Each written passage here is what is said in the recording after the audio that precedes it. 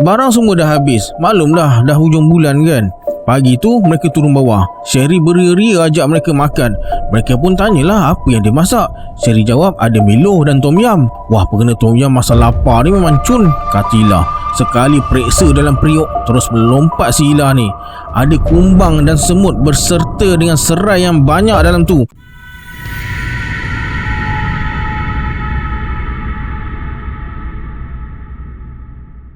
A'udzubillahi minasyaitonirrajim. Bismillahirrahmanirrahim. Assalamualaikum warahmatullahi wabarakatuh. Apa khabar sahabat semua? Kembali lagi bersama saya Syarul. Terima kasih sebab dah klik video ni. Semoga yang menonton video ni ditambahkan rezeki dan dipermudahkan urusan dunia dan akhirat. Hari ini saya akan kongsi lagi satu kisah psiko seram yang terjadi pada Ila dan dua orang lagi kawannya masa mereka belajar di sebuah universiti. Nak tahu kisah macam mana? Tonton video ni sampai habis. Jangan lupa subscribe, like dan komen dalam video ni pada yang nak join grup Telegram saya. Saya letakkan link dekat bawah. Macam biasa sebelum saya mulakan, jom kita baca selawat dulu. Sallallahu Rabbuna ala nuril mubin Ahmad al-Mustafa Sayyidil Mursalin. Sallallahu Rabbuna ala nuril mubin Ahmad al-Mustafa Sayyidil Mursalin. Sallallahu Rabbuna ala nuril mubin Ahmad al-Mustafa Sayyidil Mursalin. Tanpa buang masa lagi, jom let's jump to Rabak Serah.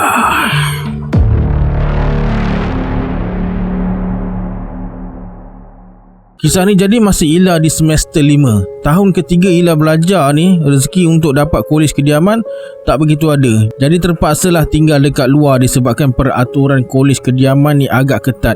Kena turun gotong royong, aktif itu, ini dan macam-macam lagi lah yang buat Ila tak tahan. Dia memang susah nak bangun pagi sebab selalu tidur lewat, nak selesaikan segala tugasan yang tertunggak. Lagipun dah tahun ketiga, jadi kena siapkan tugasan tahun akhir ni. Kebetulan pula kawan Ila lagi 3 orang yang bernama Sherry, Yam dan Tira pun bernasib sama, tak dapat kolej kediaman. Boleh je buat rayuan tapi mereka dah sepakat nak daftar keluar. Mereka semua berlainan kos tapi berkawan rapat dari SEM 1 sebab dah tinggal sebilik dalam kolej kediaman. Kecuali Sherry, dia tinggal serumah tapi berlainan bilik. Cari punya cari, akhirnya mereka dapat rumah yang sesuai untuk 4 orang. Harga berpatutan dan jarak pun tak jauh dari universiti. Dalam 10 minit je naik kenderaan kalau tak jam. Rumah 2 tingkat. Tingkat atas ada 2 bilik tidur dan sebuah bilik air berkongsi. Tingkat bawah pula macam biasalah, dapur, ruang tamu dan ada sebuah bilik tidur. Tapi mereka jadikan ruangan santai memandangkan Tira ambil kos seni muzik, jadi keyboard, gitar, violin dan segala alat muzik yang ada Tira sumbat dalam tu supaya tak mengganggu kalau dia berlatih nanti. Ila pula suka menjahit, jadi Ila bawa sekali lah mesin jahit dia, mesin jahit portable je. 2 orang lagi tu, Yam dengan Sherry, tak tunjuk sangat minat mereka.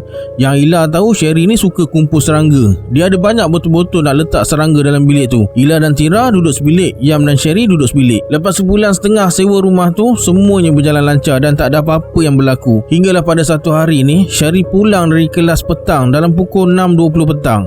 Masa tu Ila, Yam dan Tira tak ada kelas, jadi mereka melepak dekat rumah. Sherry dengan Yam bawa motor ke kelas. Yam dan Tira pula ada kereta.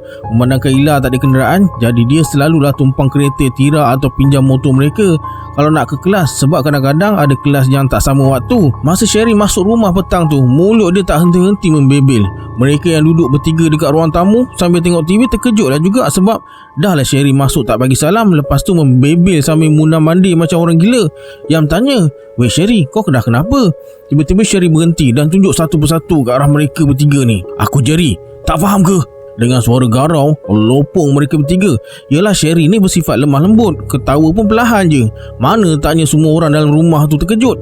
Tiba-tiba mengaku Jerry pula. Tira dah gelak besar. "Kau dah kenapa kena sampuk dengan Tom and Jerry ke? Cepat-cepat Yam siku si Tira ni." Akibat mulut celupah si Tira ni, Sherry terus cekik si Tira ni. Nasib baiklah mereka ada masa tu. Lepas tu Sherry naik ke bilik sambil membebel dan memukul-mukul kepala dia sendiri. Beberapa hari kemudian, kejadian pelik semakin menjadi-jadi sampai Yam dah tak tahan duduk sebilik dengan Sherry dan minta izin pindah ke bilik Ila. Yam pun buka cerita masa dia tengah berjaga malam untuk siapkan tugasan. Sherry yang dah tidur nyenyak tiba-tiba bangun dan duduk tegak dengan mata terbuntang. Lepas tu dia gelak dan cakap dengan Yam, "Mesti kau terkejut kan?" Lepas tu disambung tidur balik. Katil mereka berdepan, jadi memang jelaslah si Yam tu nampak muka si Sherry ni. Tak lama lepas tu Yam habis buat kerja dan baring menghadap Facebook. Tiba-tiba tanpa bunyi apa-apa, Sherry buka mata dan dengan suara yang halus, "Kau buat apa tu, Yam?" Yam dah naik angin dan marahlah Sherry ni. "Kau ni janganlah buat aku terkejut. Nasib baik aku tak ada penyakit jantung. Kalau tak arwah dah aku, tahu tak?" Lepas tu pandai pula si Sherry ni merajuk dan berpaling dari Yam. "Aku tanya je kenapa nak marah aku? Sherry, jom tidur." Sambil menangis-nangis. Yam dah cuak masa tu tapi dia tahan je. Dah lah gelap. Yang ada masa tu lampu laptop dan telefon je. Lepas Yam tidur sebilik dengan Ila dan Tira, Sherry merajuk dengan Yam sebab katanya Yam dah tak nak kawan dengan dia. Dia tak nak langsung bercakap dengan Yam. Habis pasal tu, benda lain pula jadi. Pagi Sabtu, awal pagi lagi Sherry dah bangun dan memasak. Mereka jadi pelik lah Sherry masak apa sebab barang semua dah habis. Maklumlah dah hujung bulan kan. Pagi tu mereka turun bawah. Sherry beria-ria ajak mereka makan. Mereka pun tanyalah apa yang dia masak. Sherry jawab ada Milo dan Tom Yam. "Wah, penggena Tom Yam masa lapar ni memang cun," kata Ila. Sekali periksa dalam periuk, terus melompat si Ila ni.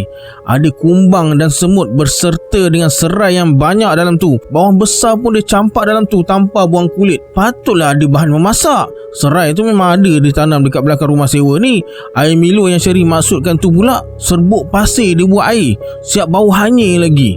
Kemudian dengan selamba, Sherry kunyah serai yang dia masak dan suruh mereka makan sekali. Gigih pula si Sherry ni kunyah serai tu. Meremang bulu roma mereka bertiga dah tak tahu nak kata apa dah. Tira dan Yam dah tercegat macam tiang dekat situ. Dari rasa lapar terus jadi kembang tekak bila tengok Sherry makan benda-benda tu. Mereka bertiga terus buat keputusan sarapan dekat luar dan beli barang dapur sekali. Mereka ajak jugalah si Sherry ni. Yelah takut dia kecil hati, tapi Sherry tak nak ikut. Katanya dah kenyang. Okey juga dia tak join sekali. Kan ada pula benda pelik yang dia buat lagi. Lepas selesai beli barang, mereka pun pulang rumah. Dalam 2 jam jugalah mereka dekat luar tadi. Masa nak masuk perkarangan rumah tu, tiba-tiba Tira break mengejut. Boleh pula si Sherry ni duduk dekat tengah-tengah tempat parking atas tanah sambil korek lubang. Ada 5 lubang kecil yang Sherry korek guna senduk nasi. Tira dah bengang masa tu. Nasib baik tak terlanggar tadi. Mereka pun turun dari kereta dan pergi dekat Sherry. Sherry kata dia nak tanam kawan-kawan dia yang kemalangan tadi. Rupa-rupanya itulah kumbang yang dimasak tadi. Makin lama mereka makin seram pula dengan si Sherry ni. Malam tu masa tengah siap-siap nak tidur, Ila pergilah tandas nak gosok gigi. Dia nampak pintu bilik Sherry tenganga luas. Ila jenguk dalam bilik, tak ada orang. Ila panggil Tira dan Yam. Mereka dah cemas dah. Mana pula si Sherry ni pergi? Tadi elok je ada. Yam cakap mungkin dia dah balik rumah orang tua dia kot.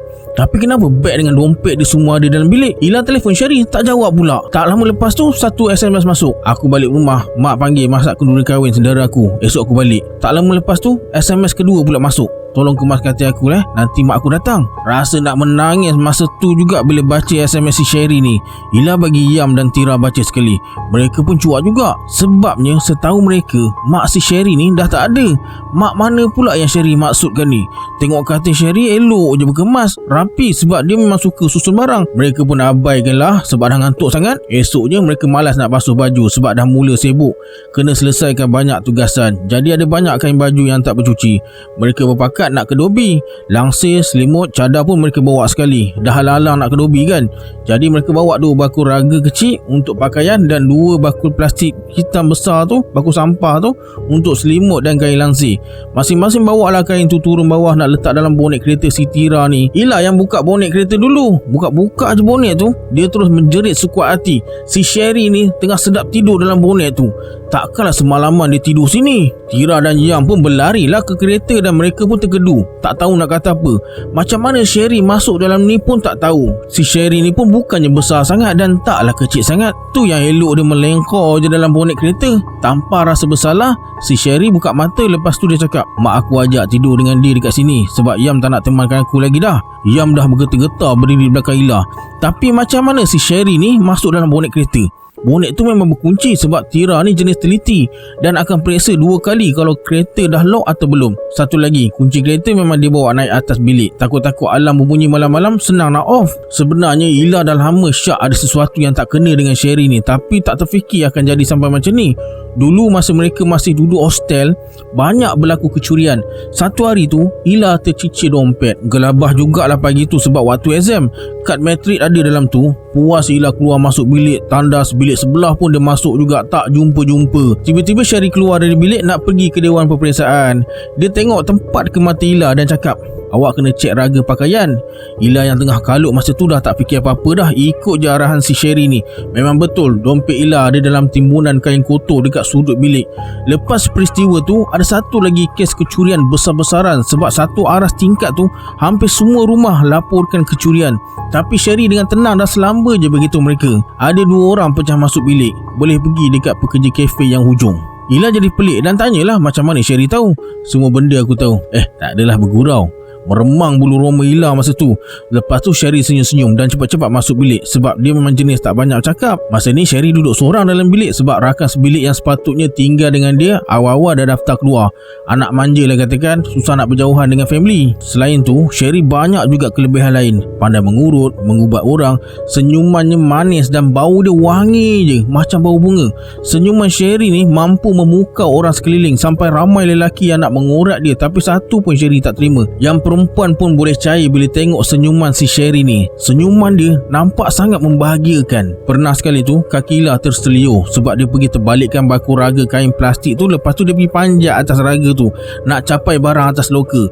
Lalas dengan raga-raga tu sekali bocor. Tira dengan Yam cepat-cepat cari minyak angin, tapi mereka tak simpan minyak angin masa tu. Ingat nak pergi pinjam siapa-siapa dulu. Belum sempat keluar bilik, Sherry dah tercegat depan pintu nak pinjam setrika katanya. Kebetulan Ila tengah tahan sakit masa tu. Sherry datang dekat Ila. Lepas tu dia pegang dekat bahagian yang terselioh sambil pejam mata. Tiba-tiba sakit tu beransur-ansur hilang. Tercengang mereka bertiga masa tu. Sherry macam tahu apa yang terbuku di hati mereka. Sherry cakap, "Gifted." Lepas tu kenyap mata. Sampailah satu masa ni Ila tersedar satu perkara. Ila tak pernah nampak Sherry basuh baju, tapi baju dia selalu bersidai. Dia lambat bersiap macam mana pun, dia tetap akan sampai kelas dulu. Mereka bukan satu kelas, tapi ada beberapa kali jugalah terserempak dengan Sherry. Bilik Sherry ni pula sentiasa kemas dan wangi. Bilik Sherry dekat depan. Kalau lalu bilik Sherry ni mesti bau wangi punya. Tapi tak tahu kenapa mereka tak ambil peduli sangat pasal ni. Sebab Ila tengok Sherry ni baik dan tak pernah buat jahat. Sebab itulah mereka tak syak bukan-bukan dan terima Sherry jadi housemate mereka dekat rumah sewa tu. Lepas kejadian Sherry mengaku jadi Jerry tu, mereka ingat Sherry dah okey sebab perangai dia kejap sedih, kejap garang. Mereka pun buat kesimpulan mungkin Sherry tengah stres kot. Tapi memang lepas Yam pindah bilik tu, banyak kejadian luar biasa berlaku, terutama tentang masakan dan bonet tu. Tambahan lagi, lepas peristiwa tu, malam-malam Sherry akan pusing satu rumah macam buat tawaf sebab katanya nak segarkan badan.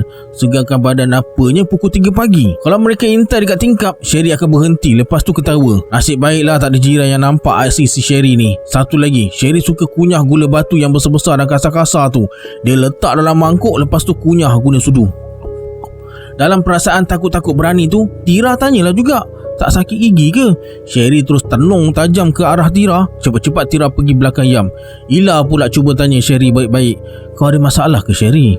Sherry cuma sengih, jeling dan belah macam tu je naik ke bilik. Dalam bilik air, Sherry akan terbalikkan semua barang yang ada dalam tu. Contoh shampoo, penutup dekat bawah, badan shampoo dia dekat atas. Gayung, baldi, pencuci muka, semua dia buat macam tu. Kalau berus gigi pula, dia akan susun melintang atas flash tandas tu. Selipar pun dia terbalikkan. Bilik Sherry pula, dia akan tabur roti yang dah dicari-cari di sepanjang tingkap. Pernah sekali tu Sherry masak lagi, tapi kali ni masakan orang lah. Macam biasa, Sherry ajak lah makan dengan muka manis. "Korang tak nak makan ke? Hari ni aku masak ayam tiram." Sambil renung Yam dan Tira, cepat-cepat mereka keluar rumah dan start enjin kereta. Masa ni lah mereka cadang nak panggil ustaz datang rumah. Sebab mereka bertiga pasti ini bukan sakit hospital punya. Sebab Sherry tahu banyak benda yang orang lain tak tahu. Mereka bertiga dah tak tahan, tak dapat tidur malam. Esok nak ke kelas pula. Kebetulan kawan Ila bernama Shida. Ayah dia seorang ustaz. Ila telefon Shida. Mereka bincang nak jumpa. Shida suruh datang rumah dia. Pagi tu juga mereka ke rumah Shida. Sebab ayah Shida ada dekat rumah sekarang. Rumah Shida tak adalah jauh sangat, dalam 30 minit je daripada daripada kawasan universiti tu. Tapi disebabkan Syida tinggal dalam asrama, mereka kena singgah ambil dia dulu dekat asrama. Lepas ambil Syida, mereka terus bergerak. Dalam perjalanan ke rumah ayah Syida ni, perjalanan tu terasa jauh sangat. Rasa macam 2 jam. Mereka semua rasa benda yang sama. Dalam kereta tu Syida tanya, "Weh korang, orang yang korang maksudkan ni, korang pernah usik tak?" Setahu Ila tak ada. Tiba-tiba Yam buka cerita. Kata Yam, dulu dia pernah bubuh garam dalam minuman sherry ni. Saja nak tengok reaksi dia. Syida tanya lagi. Lepas tu Tira pula jawab, "Kita orang ada sembunyikan kasut dia, tapi kita orang dah kembalikan balik." Yam pula menyampuk, "Bukan kau ada gunting stokin dia ke dulu sampai berlubang dekat tumit?" Rupanya mereka berdua ni dah kenal lama si Sherry ni sejak PLKN lagi. Tapi Sherry ni jenis pemalu dan asyik mengalah. Syida giling kepala je. "Korang dah salah kacau orang, babe," kata Syida. Sampai rumah Syida, mereka bagi salam dan dia jemput masuk. Pertanyaan yang sama ayah Syida tanya. Lepas dengar jawapan dari Yam dan Tira, ayah Syida giling kepala. "Kamu berdua ni dah salah langkah ni. Sebab orang yang tinggal dengan kamu ni kuat." Tapi ustaz tu cakap dia kena datang sendiri jumpa Sherry. Baru jelas. Sebenarnya kalau ikutkan Sherry tak boleh berdepan dengan orang yang pandai mengubat gangguan ni. Masa mereka bawa ustaz datang rumah, Sherry tak ada. Macam tahu je. Tapi ustaz pantaulah keadaan sekeliling dan dalam rumah. Tiba-tiba mereka tercium bau yang sangat busuk, macam bau bangkai tikus. Lepas tu ustaz suruh ambil garam dekat dapur. Lepas bagi garam, ustaz tabur garam tu dekat tepi dinding tandas bilik Ila dan bilik Sherry. Kemudian ustaz buka bilik Sherry. Bilik tu suram, gelap dan bersawang. Walaupun masa tu tengah hari. Ila pelik, selama ni dia tengok bilik si Sherry ni bersih dan wangi dengan bau bunga-bungaan. Ustaz tanya, "Ada makan makanan tak yang Sherry masak baru-baru ni?" Mereka cakap tak ada. Nasib baik mereka tak makan, sebab mungkin dia dah santau makanan tu, kata ustaz. Lepas ustaz baca-baca, dia pun balik. Esok dia datang lagi katanya. Malam tu Sherry tak balik rumah. Tak tahu dia pergi mana. Dalam pukul 8 macam tu, mereka baring sama-sama atas katil. Lampu mereka memang tak pernah tutup. Dan Ila rasa dah beberapa hari tak tidur lena. Tidur-tidur ayam je. Masa tengah baring tu, tiba-tiba mereka bertiga kepanasan. Padahal mereka baru lepas mandi tadi. Tira capai buku atas meja belajar sebelah katil nak jadikan kipas. Tiba-tiba ada gambar jatuh dari buku tu. Tira ambil gambar tu. Kemudian dengan menggigilnya, dia tunjuk dekat Ila dan Jam. Gambar tu gambar mereka bertiga masa pergi satu pulau hari tu. Itu tak pelik. Yang peliknya, gambar mereka tu dilukis tanduk atas kepala masing-masing. Belakang gambar tu pula ada tulisan, "Jangan berani ajak sesiapa." Terus meremang bulu roma mereka bertiga masa tu. Malam tu mereka memang tak boleh tutup mata langsung. Esoknya ada kelas. Mereka memang dah tak larat sangat-sangat nak pergi, tapi kena gagahkan diri juga masuk kelas sebab tak lama lagi dah nak exam. Mereka cadang nak pergi kelas sama-sama dan balik pun sama-sama, walaupun masa kelas lain-lain. Tiba-tiba Ila teringat dia ada kenal budak yang sekampung dengan Sherry, iaitu Mael. Ila kenal pun sebab dia pernah berselisih dengan Sherry dulu, dan Sherry beritahu mereka berdua ni sekampung. Entah kenapa Ila rasa nak jumpa si Mael tu pula. Kelas Ila hari tu ada satu je waktu pagi, dan lepas tu dah tak ada kelas dah. Yam dan Tira pula ada beberapa kelas lagi. Jadi nak tak nak, Ila kena tunggu mereka sampai habis kelas. Punyalah mereka bertiga gigih pergi ke fakulti si Mael ni. Tunggu dalam sejam jugalah. Ila dekat lobi bawah tu, Mael pun lalu. Cepat-cepat Ila panggil Mael. Mael nampak pelik. Lepas tu cepat-cepatlah Ila kenalkan diri dan ajak pergi kafe dekat fakulti tu. Macam-macam soalan lah Ila tanya. Mael pun cerita dari A sampai Z. Kata Mael, sebenarnya si Sherry tu amalkan ilmu hitam atau sihir. Sihir ni diamalkan oleh keluarga dia. Maksudnya mula dari moyang-moyang si Sherry ni lah yang terdahulu. Dah jadi warisan turun-temurun. Ilmu mereka ni boleh dikatakan kuat sebab ramai juga yang gagal buang makhluk yang mereka bela ni. Yang Mael tahu, dulu Sherry tak amalkan benda-benda ni. Dia okey je masa zaman sekolah, tapi akibat selalu diejek dan dibuli, mungkin dia dah terima benda tu. Nak dijadikan cerita, masa sekolah dulu tak ada seorang pun yang minat dengan Sherry sebab dia berkulit hitam dan berjerawat teruk. Lepas tu budak-budak lelaki selalu bully dia, tarik rambut lah, koyak buku lah. Budak perempuan pun sama juga perangainya. Disebabkan Sherry ni pelajar cemerlang, ramai budak-budak perempuan dengki dekat dia sampai mereka curi bekas pensel lah atau buku latihan Sherry supaya dia kena denda. Banyak lagi lah benda yang berlaku sebenarnya. Korang hati-hati ke, jangan sampai korang jentik sikit pun, kata Mael. Dah terlambat kot sebab roommate aku pernah usik dia masa PLKN dulu, kata Ila. Mael menggeling kepala. Kata Mael lagi, ini apa yang mak Mael ceritalah. Sebenarnya ilmu mereka ni bukan digunakan untuk perkara jahat, tapi bergantung pada perbuatan seseorang tu. Bila orang baik, dia akan baik. Mesti dia pandai mengubat kan? Ila angguk je. Menurut Mael, ilmu Sherry ni dah tak terkawal sebenarnya. Mungkin Sherry ada langgar beberapa pantang berdasarkan perjanjian dia dengan syaitan. Sebab itulah kejap dia baik dan kejap dia jahat. Bercakap tentang ilmu ni, kalau Sherry pilih untuk dapat macam-macam kebolehan, mungkin syaratnya berbeza dengan syarat untuk digunakan ke arah yang tak baik. Mungkin dia dah tak amalkan atau langgar perjanjian yang mereka buat dulu. Jadi benda tu bukan lagi jadi penjaga, malah jadi pengganggu pula. Lepas tu Ila tanya tentang Jerry tu. Kata Mael, sebenarnya Jerry tu cinta hati Sherry sebelum ni. Tapi Jerry dapat tahu asal-usul keluarga Sherry, jadi dia tak dapat terima. Ayah Sherry hantar jin yang bernama Jerry untuk jadi pendamping dia supaya dia akan rasa sentiasa ada. Ila tanya lagi, Sherry ni bunian ke? Mael tak pasti tentang tu. Tapi Mael pernah nampak atuk Sherry lompat dari satu pagar ke pagar yang lain, jarak antara 5 ke 10 kaki. Lepas pula tu, geng mereka ni banyak tau. Kena hati-hati dengan orang macam ni. Kalau boleh elakkan diri, kena panggil ustaz, pagar ke rumah tu dan cepat-cepat pindah dari rumah. Tambahan pula, Tira dan Yam pernah aniaya Sherry. Dekat kampung Mael dulu ada seorang pernah kena dengan keluarga Sherry ni. Sampai sekarang jadi bisu sebab tak jaga mulut. Nasib baik tak mati. Lepas ni Sherry mungkin akan gaib atau disembunyikan. Susah nak tangkap mereka ni sebenarnya. Korang cepat-cepatlah packing barang dan tinggalkan tempat tu, kata Mael. Berkenaan dengan mak Sherry tu, Mael kata mak Sherry ni bukanlah pengamal benda tu. Jadi dia usahalah larikan diri dari keluarga tu. Mak Sherry jadi mangsa keadaan. Sebab mula-mula mak dia tak tahu perbuatan mereka. Tapi bila orang kampung mula mencemoh, mak Sherry tertekan dan akhirnya bunuh. Si Sherry ni ada 2 orang adik-beradik. Dia bongsu. Sherry manja sangat dengan maknya. Jadi mungkin yang bersama dengan dia tu cuma halusinasi ataupun roh yang tak tenang ataupun jelmaan je. Masa ni Ila rasa nak packing barang masa tu juga. Dan dalam masa yang sama, Ila dah tak berani nak jejakkan kaki ke rumah tu lagi. Tapi mereka dah sepakat nak ajak Mael dan ustaz datang sekali petang tu sambil kemas barang dan pagar rumah. Masa yang ditunggu dah tiba. Mael baru je melangkah masuk ke pekarangan rumah, dia dah geleng kepala. Ish, hutan ke ni? Mereka pun hairan. Kenapa hutan pula? Rumah banglo kot. Hanya Mael dan ustaz je yang nampak rumah tu macam hutan. Rupa-rupanya pandangan mereka selama ni dah ditutup. Malam tu, lepas berkemas, mereka tumpang rumah kawan. Satu lagi, rumah sewa tu bukanlah kepunyaan seorang yang bergelar makcik, tapi kaum kerabat jin. Patutlah senang je mereka cari rumah sewa. Murah pula tu. Dalam rumah tu lengkap semuanya pula. Sherry yang rancang semua tu sebab dendam dengan orang-orang yang pernah aniaya dia selama ni. Lepas ustaz pulihkan penglihatan mereka, bergegar kepala lutut Ila. Rumah tu macam dah lama terbengkalai, dah tumbuh daun-daun menjala. Patutlah Mael kata macam hutan. Isu rumah tu pula berhabuk dan berlumut. Ustaz pesan mereka bertiga kena berubat juga. Mana tahu dah termakan benda kotor. Alhamdulillah tak ada. Lepas tu ustaz jelaskan sama dengan apa yang Mael dah terangkan. Walaupun semangat mereka dah dipulihkan, tapi ustaz pesan kena sentiasa berwaspada. Mana tahu Sherry menjelma dengan rupa lain pula. Dan sampai sekarang Ila tak tahu mana Sherry pergi dan janganlah dia datang balik. Minggu depan dah mula nak exam. Ila tak tahu Sherry hadir ke tak.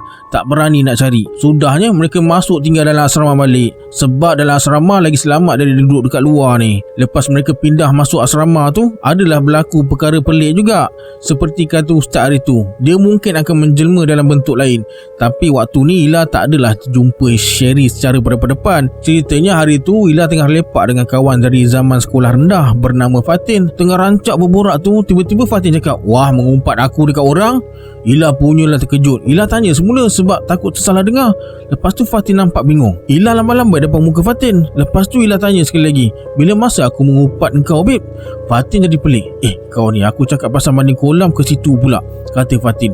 Automatik Ila teringatkan si Sherry. Cepat-cepat dia ajak Fatin balik. Siang pula hari tu, masa dia tengah baring berehat dalam bilik sebab baru balik dari kelas, telinga dia sumbat earphone dan on lagu Nirmala sampai part yang bagai tersentuh rasa percaya jika terdengarkan. Yam terdengar suara mengilai. Tak sengaja Yam terus baling telefon dia ke lantai, hancur berderai. Lepas tu badan Yam menggigil-gigil sambil buat tangan ala-ala menyembah-nyembah sambil pejam mata minta maaf dekat Sherry. "Maafkan aku lah weh, janganlah ganggu aku lagi, aku dah bertaubat, ampun." Besok pagi Yam cerita dekat Ila. Dalam seminggu tu jugalah Yam kemurungan. Kalau Tira pula lagi dahsyat. Masa dia keluar dating, tak pasal-pasal boyfriend dia si Halid cekik leher dia dekat parking lot. Nasib baik tak ada orang nampak. Kalau tak masuk jail pula boyfriend dia tu. Halid pun sama macam Fatin hari tu. Dia macam hilang ingatan, lepas tu tak sedar perbuatan dia. Masa Halid bawa kereta nak keluar parking pula, tiba-tiba kereta meragam. Lepas 5 minit baru kereta tu okey. Tak lama lepas tu ada satu suara halus dekat bahagian tempat duduk belakang. Tapi Tira seorang je yang dengar. Lepas tu dia suruh Khalid pecut laju-laju. Tak tahulah itu gangguan dari Sherry ke atau sekadar perasaan je. Cerita seterusnya pula berlaku lepas konvo. Ila dengar Sherry ada datang konvo. Sebenarnya Mael yang beritahu. Ila tak jumpa pun. Lepas tu Mael ajak jumpa, katanya ada hal penting. Dipendekkan cerita, mereka pun jumpa dekat sebuah restoran tepi jalan sebab senang nak keluar parking, dan sambil borak tu bolehlah makan minum sekali. Mael pun buka cerita. Weh, kau ingat tak pasal Sherry? Terbuntang terus matilah. Ni ke hal penting yang Mael nak cakapkan tu? Kata Mael, mak dia nak jodohkan dia dengan Sherry. Mael pun buka cerita. Ada beberapa hari tu mak macam tak betul. Nasib baik pakcik dia yang pandai mengubat tu kebetulan singgah rumah mereka. Patut pun mak sibuk nak jodohkan Mael dengan Sherry. Pakcik cakap tujuan keluarga Sherry gunakan mak nak jodohkan mereka berdua sebab nak jatuhkan orang-orang yang kuat agama dalam kampung tu, terutama sekali ayah Mael yang memang orang kuat masjid. Ayah Sherry dah cuba orang lain tapi asyik gagal. Kebetulan ayah Mael jaga atuk dekat hospital 3 hari. Masa itulah mak Mael ni kena. Tapi Alhamdulillah sekarang dah okey. Mael cakap dia ada nampak Sherry dekat kampung, tapi sekali tu je lah dia nampak.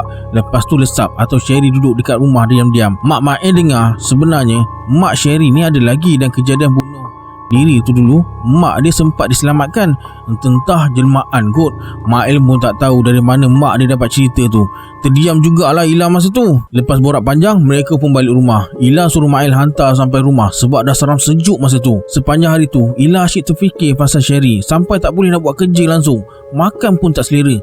Tengah kusyuk termenung sambil baring renung siling, tiba-tiba telefon berbunyi. Satu nombor tak dikenali. Ila abaikan sebab tak nak jawab kalau tak kenal. Lepas telefon berhenti berdering, satu SMS masuk. Ila, jawablah please, ada benda nak bagi tahu. Ila ingatkan Iwan, budak kelas dulu yang berusaha nak usah dia. Tak lama lepas tu ada panggilan masuk. Ila terus jawab. Hai Ila, ingat aku lagi ke? Jangan off ya, aku nak berbual je. Ila kenal sangat suara tu. Dia menggigil ketakutan tapi tak ada kekuatan nak tekan butang off. Sherry, macam mana kau tahu nombor ni? Terketa-keta Ila jawab sebab dia dah tukar nombor telefon lama dah. Macam mana Sherry boleh tahu pula? Alah, aku tahulah, bukan susah nak dapat nombor kau. Kau apa khabar? Mak kau dah sihat ke? Macam mana Sherry tahu pasal mak Ila ni? Mak Ila memang sakit kaki hari tu. 2 hari tak dapat jalan. Aku rindukan kau. Tak ada orang nak kawan dengan aku. Kau je yang baik dengan aku. Sebab itulah aku selalu tolong kau. Aku minta maaf Sherry. Aku dah buat salah dengan kau dalam aku tak sedar. Aku minta maaf je. Tak adalah, kau baik. Cuma kawan kau yang 2 orang tu jahat. Ila suruh Sherry maafkan Yam dan Tira, tapi Sherry marah pula. Kata Sherry, disebabkan Yam dengan Tira sembunyikan kasut dia, kaki Sherry luka teruk sebab pijak batu-batu tajam. Dia ada sepasang kasut je. Mak datang melawat, Sherry terpaksa berkaki ayam pergi kawasan lawatan ibu bapa tu. Lepas tu, disebabkan stokin yang Tira gunting tu, seminggu Sherry demam sebab kena pukul dengan ayah dia. Ayah cakap dia tak pandai jaga harta benda. Dah lah ayah tak ada duit nak beli stokin lagi. Masa PLKN dulu, Sherry dengan Jerry kawan rapat. Sherry suka Jerry, tapi Sherry sedar dia tak cantik. Jerry handsome orangnya. Yam cemburu sebab dia dah lama sukakan Jerry sejak PLKN tu bermula lagi. Yam mula buat cerita, fitnah Sherry sana sini, sampai akhirnya Jerry tinggalkan Sherry sebab percaya bualan orang yang cakap Sherry hina mak bapak Jerry sebab mak bapak Jerry ni cacat akibat kemalangan. Yam dan Tira orang yang tak guna, banyak susahkan Sherry sampai orang kampung sisihkan keluarga si Sherry ni. Sherry kata mereka sebenarnya tak jahat, tapi orang yang buat jahat dengan mereka. Ayah Sherry tu selalu tolong orang kampung buat rumah, tapi ayah selalu dicemuh sebab jijik dengan mereka yang miskin dan tuduh ayah guna ilmu hitam nak mencuri. Padahal ayah Sherry tak pernah mencuri pun. Tapi tak apa, orang yang buat fitnah tu dah dapat balasan. Ayah Sherry ni baik, dia tak amalkan benda ni semua. Atuk je yang amalkan. Tapi disebabkan tertekan, ayah Sherry dengan Sherry sekali terjebak dengan benda ni. Dan sebenarnya mak Sherry ni tak bunuh diri. Disebabkan mulut orang kampung semua jadi binasa. Mak Sherry masih hidup lagi. Cuma ayah Sherry tak bagi dia keluar rumah sebab mulut orang kampung ni tak boleh tutup. Tiba-tiba talian terputus. Tanpa sedar, air mata Ila bergenang. Ila cuba telefon balik nombor tu, tapi invalid number. Selang beberapa minit, satu WhatsApp masuk. Rupanya Mael. Aku tak tenang weh. Ila balas, pergi ambil wuduk solat lah. Ting, satu lagi WhatsApp masuk. Ini WhatsApp yang Ila dapat. Untuk pengetahuan kau, aku tak marahkan kau. Aku tak sempat minta maaf sebab akibat perbuatan perempuan berdua tu, kau terjebak sama. Hutang aku dah terbayar. Terima kasih sebab selalu doakan aku dalam setiap sujud kau. Aku tahu kau berhati murni.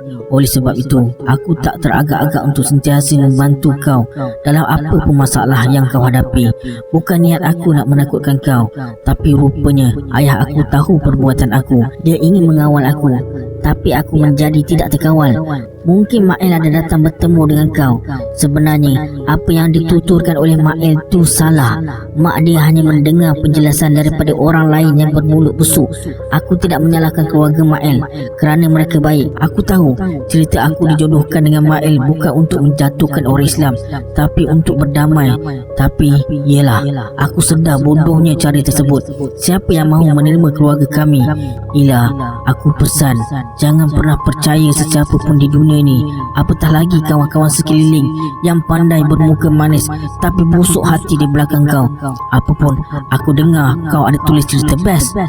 Terkedu Ila masa ni. Syairi dah tahu ke? Last Syairi cakap, terima kasih sudi doakan aku kembali ke pangkal jalan. Aku dah buang semua dalam diri aku.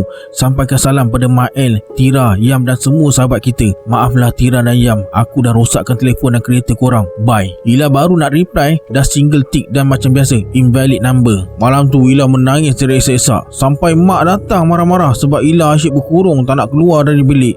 Mata dah bengkak. Lepas tu Ila forward WhatsApp Syairi tu pada Mael, Tira dan Yam. Apa yang jadi? Mereka menangis tersedu-sedu. Baru tahu nak insaf, Mael tu paling kelakar sebab telefon Ila sambil menangis-nangis. Dia pun minta maaf juga sebab asyik percaya cakap orang lain. Okey, sampai sini dulu kisah untuk hari ini. Sebelum kita berpisah, anggaplah kisah ini sebagai hiburan semata-mata. Janganlah terlalu mudah percaya. Hanya yang mengalaminya tahu akan kebenaran sesuatu kisah tu. Kita berjumpa di video akan datang. Saya Syahrul. Assalamualaikum. Adios.